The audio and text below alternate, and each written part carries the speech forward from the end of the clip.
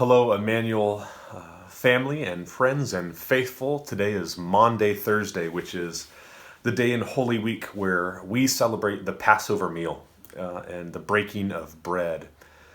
And it must have been a confusing evening for the disciples. Here they are, having journeyed with Jesus, and now he's using strange language about giving his body and his blood to them. And I have to think that in this moment, there must have been a lot of sidebar conversation. There must have been a lot of confusion and disorientation and unmet expectations. Why is he speaking like this? What does he mean? Why isn't he behaving in the ways that we want him to behave? And I imagine you are like me. Maybe you have some confused thoughts right now about our world.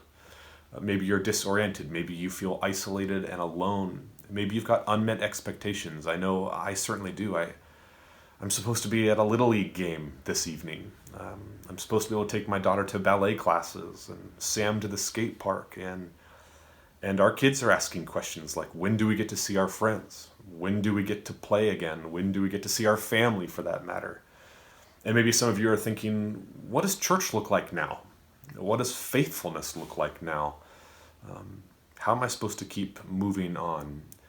And in that disorientation, in that confusion, in those unmet expectations, Jesus sits with us and breaks bread. And so on this evening, as we go through the text and we think about Maundy, Thursday, as we think about Jesus' betrayal, as we think about the disciples having awkward conversations into the evening as they ponder, what does this mean? What does their future mean if this is the kind of behavior that Jesus is going to exhibit? We're not alone in our confusion and in our isolation and in our wondering.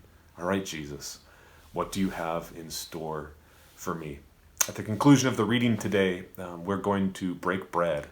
And so I encourage you to get simple elements again. It might be a pancake this time. Do it with your family. Call somebody from church and do it over the phone. It might look like juice or milk or water or a Capri Sun or a juice box. I don't know. But grab some sort of element. It could be crackers or bread. It could be juice. Jesus will meet you in those simple elements. The divine, the Son of God, a God willing to give himself up, pour his life out for the sake of rescue and redemption of us, will meet you this evening. Hear the word of the Lord as I read from the Gospel of Mark today. Mark chapter 14, verse 10. Then Judas Iscariot, who was one of the 12, went to the chief priests in order to betray Jesus to them. And when they heard it, they were glad and promised to give him money. And he sought an opportunity to betray him. And on the first day of unleavened bread, when they sacrificed the Passover lamb, his disciples said to him, "Where will you have us go and prepare for you to eat the Passover?" And he sent two of his disciples and said to them, "Go into the city, and a man carrying a jar of water will meet you. Follow him, and wherever he enters, say to the master of the house, 'The teacher says, where is my guest room, where I may eat the Passover with my disciples?' And he will show you a large upper room, furnished and ready. There prepare for us."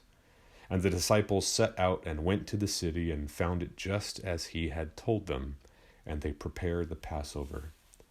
And when it was evening, he came with the 12, and as they were reclining at the table and eating, Jesus said, "Truly I say to you, one of you will betray me, one who is eating with me." They began to be sorrowful and say to him, one after another, "Is it I?" He said to them, "It is one of the 12, one who is dipping bread into the dish with me.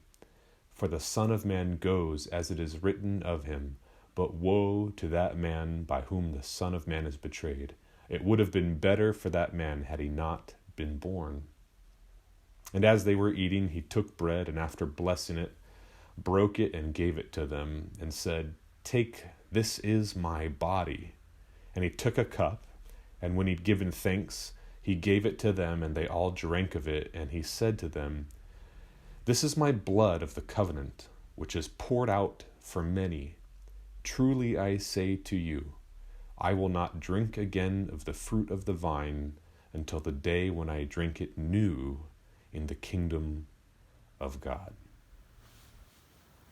I love that Jesus breaks bread with Judas.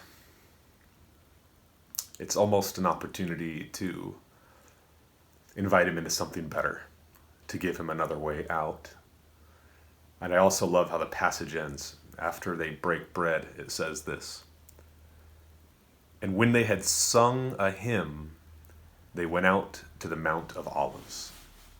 So I encourage you, you may not have the best singing voice, but sing a song with your family. Play a song off YouTube or on Apple Music or Spotify and find a song and sing a song together after you've broken bread and drinking from the cup. Tomorrow's Good Friday. Tomorrow's a difficult day where we who once waved our branches now scream, "Crucify him.